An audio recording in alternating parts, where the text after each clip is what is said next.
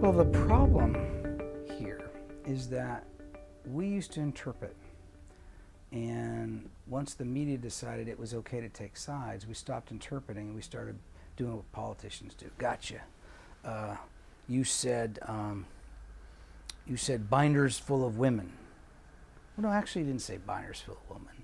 What he said was, what he meant, I'm talking about Mitt Romney, was binders full of names of qualified women who I appointed to high public office. Doesn't sound so sinister if you say it like that.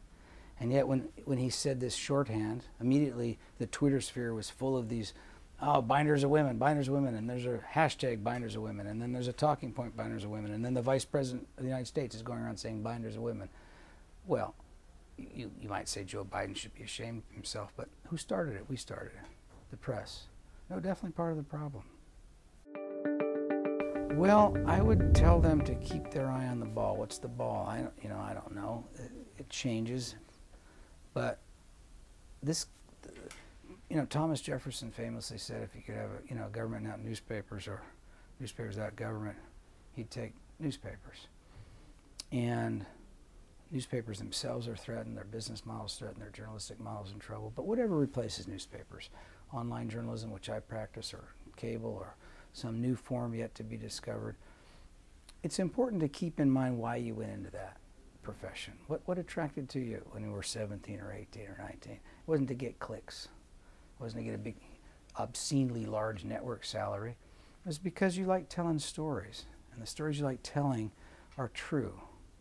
And if you tell true stories about governance and politics, the public will figure it out and do the right thing.